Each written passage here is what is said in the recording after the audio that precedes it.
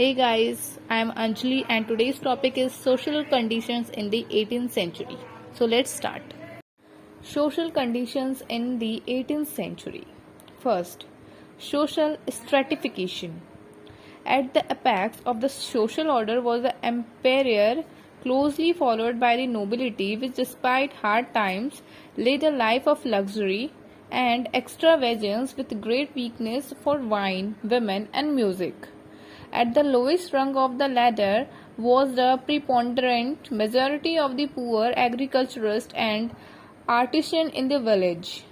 In the middle came the small and frugal middle class, comprising small merchants, shopkeepers, lower cadre of employees, town artisans, etc. Paucity of contemporary evidence and disparities in incomes and prices in different regions of the country makes any comparison of standard of living a difficult exercise. The Institute of Caste stands about a striking feature of Hindu society of the time.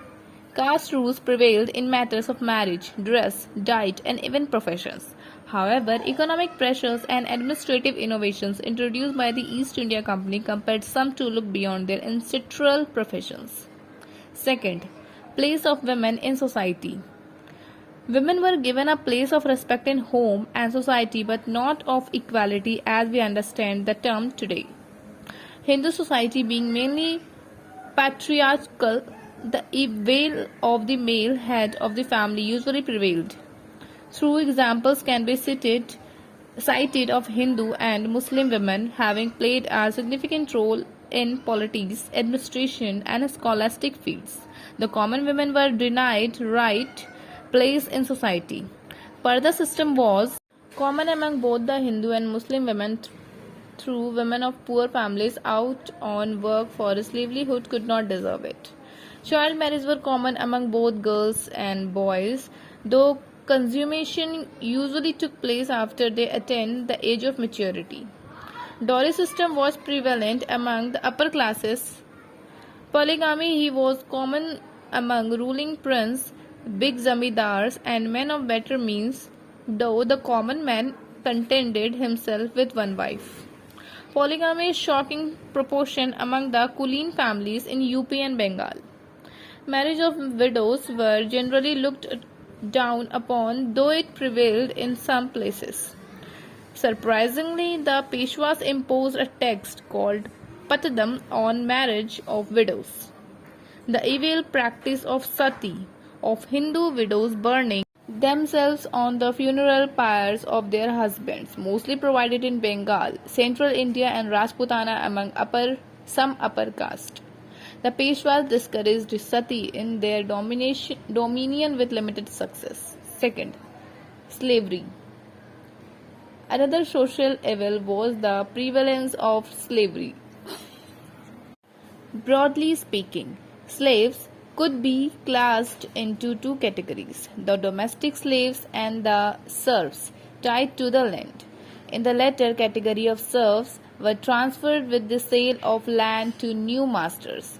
European travelers and administrators have testified to the widespread prevalence of slavery in India. Economic distress, famines, natural calamities, extreme poverty compelled some to sell their children for a price. The Rajput, Khatris, and Kayathas usually kept slave women for domestic work. Slaves in India were treated better than their counterpart in America and Europe. Slaves were usually treated as hereditary servants of the family, then menials, allowed to marry among themselves, and the main offspring of such marriages were considered free citizens. Slavery and slave trade touched new dimensions with the coming of Europe and India, particularly the Portuguese, the Dutch, and the English.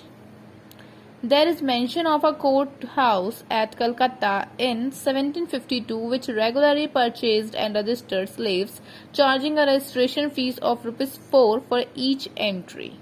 The European companies purchased slaves at a price ranging rupees 5 to rupees 15 for a girl of 10 years, rupees 12 to rupees 20 for a boy of 16, and rupees 15 to rupees 20 for a full grown adult slave from markets of Bengal, Assam and Bihar, and carried them 2017 and American markets for sale. There are reports of Europeans at Surat, Madras and Calcutta purchasing Abyssinian slaves and employing them for domestic work. Fourth, education. The love of learning has always exercised a powerful influence on both the Hindu and the Muslim mind. However, the idea of Indian education was culture and not literacy. National education, according to one's Varna and family tradition, assured specialization.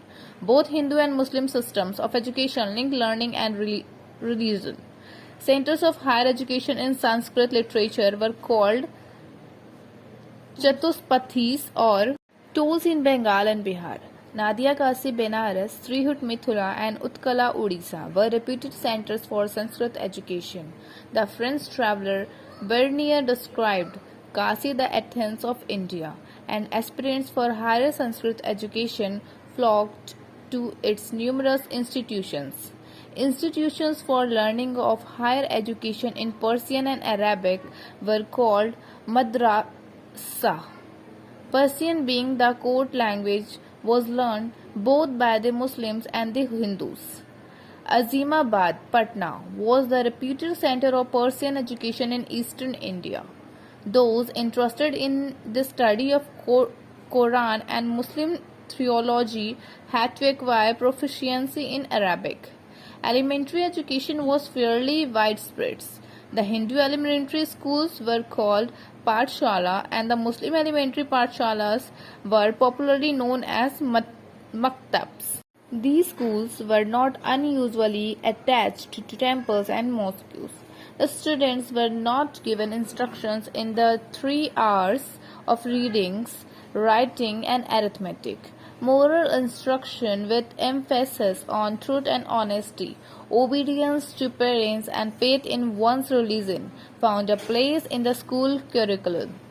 Through education was mainly popular with a higher caste. There were cases of children of lower caste attending schools. Female education received scant attention. Next, arts and literature. In the field of arts and literature, the absence of patronage at Delhi led to flight of talent to newly established state capitals like Hyderabad, Lucknow, Murshidabad, Jaipur, etc. Asaf-ud-Daula built the great Embabra, a building for celebration of Muharram festival. At Lucknow in 1784, the absence of any pillars or support makes it architecturally interesting. Savai Jai Singh built the famous Pink City of Jaipur and 5 astronomical observatories in India, including one at Jaipur, another at New Delhi, and 3 at Banaras.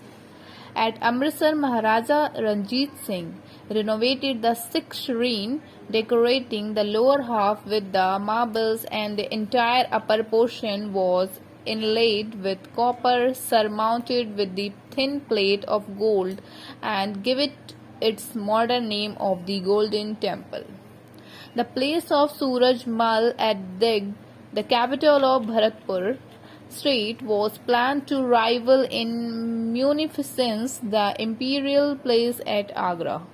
Work on its construction were begun in 1725. The construction was left unfinished.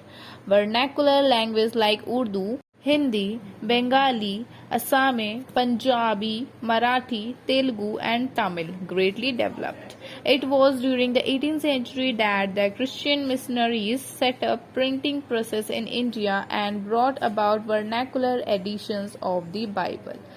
Zegen Belg, a Danish missionary, composed the Tamil grammar and published a Tamil version of the Bible. Even a Tamil dictionary was compiled by these missionaries. In Bengal, the Baptist missionaries set up a printing presses at Serampore and published a Bengali version of the Bible.